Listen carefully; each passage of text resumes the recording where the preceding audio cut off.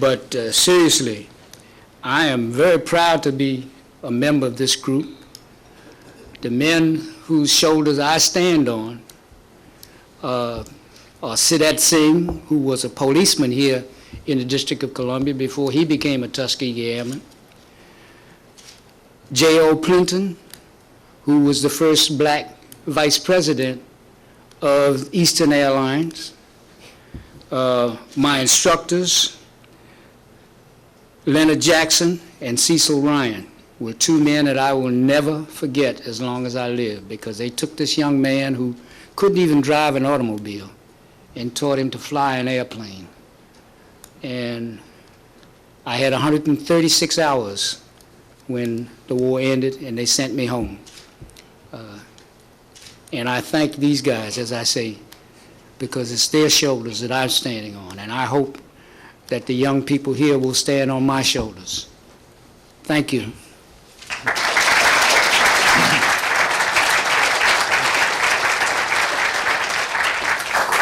Well, my World War II experience was in the hedgerows of Normandy and in the fields of Belgium, Luxembourg, and Germany.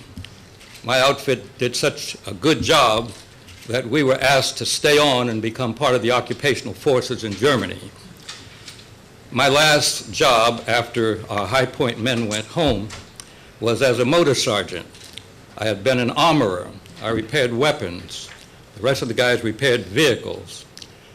But after they went home and we were assigned to Munich, Germany as motor sergeant, my job, without having a GI driver's license, was to get all the trucks, all 34 trucks in the company, ready to make a move to Munich, Germany, from where we were in Luxembourg at that time. Brand new. I issued some license to some new people. We had to wait until we got them, and finally we ended up there. I came home in July '46, and 2 months later was in Howard University on the GI Bill. Whatever you do, make sure that the veterans coming out now get a GI Bill. Make sure of that.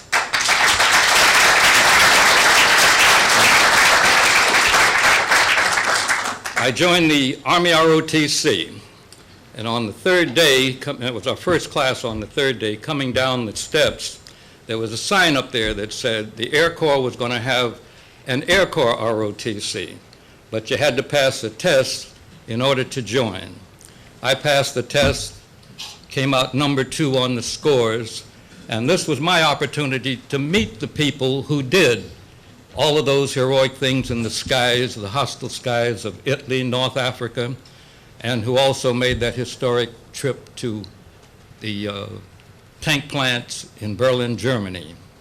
3 of them from the 99th Fighter Squadrons were our ROTC instructors. There was no question after that that I was going to be a pilot. No question. My problem was all of those guns that I had repaired and test fired in World War II shattered my eardrums. And they told me I couldn't fly. You learn this after you have graduated and you've got everything. All you have to do is pass your flight physical. That's when I got the news. So I reconciled myself at that time, since I'd already signed up for at least 3 years, that I would go Air Force. I went to Lockburn Air Force Base where I ran into these guys. I ate with them. We went to town together. And just meeting them, there was no heroes there. They didn't realize the significance of what had been accomplished. They were regular guys. Oh, we always had a few hot shots. You'll find them anywhere. But you would never have known who these guys were and what they had done. And a lot of them I didn't find out until after we had integrated and books began to come out, and then I would run into some and would ask them about some of the things that had happened. So I'm very happy to be here. My first real assignment in the Air Force was at Lockburn Air Force Base under the gentleman who I say had the toughest command job in World War II, bar none. Benjamin Oliver Davis, Jr. He came up in the infantry. He was a West Pointer. At West Point, He was ostracized. No one spoke to him except in the line of duty for his 4 years. Ironically, this helped to prepare him for the job, because as commander of the 99th, and he was assigned to a group, they didn't get the type of cooperation they should have gotten on their maiden flights. But he was used to this kind of thing, so he was able to second guess and to prepare, and his men were able to respond. After we integrated, well, before we integrated, we met an integration board, and my interview lasted about 3 minutes. In fact, I didn't have a chance to say but a few words. The officer in charge said, well, I see that you have a college degree. He said, well, only 5% of the officers in the Air Force at that time had college degrees. What would you like to do? He said, I see you're in the motor pool. Do you want to stay a motor pool officer? Oh, no, sir. I would prefer to get into aircraft maintenance.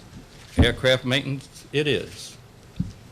3 months later, I got my orders. I was assigned to the food service school at Fort Lee, Virginia. This is not the best way to start a career. Amen. It would have been nice if they had told me why. I learned out after I completed this training, became the food service training officer at the Army's Food Service School at Fort Hood, Texas, and had worked through their program 322 cooks and bakers and meat cutters who were going to be the Air Force's teams overseas to feed our boys and keep them flying. The Air Force, wanting to be different, wouldn't let our troops do KP. We hired civilians, and it worked out fine until the whistle blew and we had to go to war. Civilians aren't going to accompany you to Korea. So in a hurry, we had to develop our own capacity to feed ourselves. The Army helped us out for a year and told us within a year you have to be ready. And so the Air Force said, well, you got to give us some help here. We don't have a school or anything. They said, fine. We'll give you all the spaces you want in school. Better than that, we want you to send us some officers and we will make them a part of the faculty of the food service school. And then they threw in a caveat. We don't want you to unload your 8 balls on us. We want you to give us a college graduate. 5% of the Air Force officers were college graduates at that time. And fortunately or unfortunately, I was it. It's all yours. Hi. I hate to rain on my friend's parade, but I'm younger than he is. I was 17 and a half years old in March of 1944. I went into the Army Air Corps as a pre-aviation cadet in September of 1944. I also passed the flight physical and all the tests to become a pilot. And I wanted to be a pilot because of 2 things. When I was young, my parents used to walk with me down 17th Street so we could watch the airplanes land and take off. I could watch the airplanes land and take off at what was then Gravely Point. And secondly, the African American and the Pittsburgh Courier had lots of stories about the guys in the 99th and the 332nd, and I decided I wanted to be one of them. Despite the fact that they say they're not heroes, they were my heroes at the time. I went to basic training, and somebody decided that I was going to be a radio operator gunner on a B-25, assigned to the 477th Bombardment Group, colored in those days.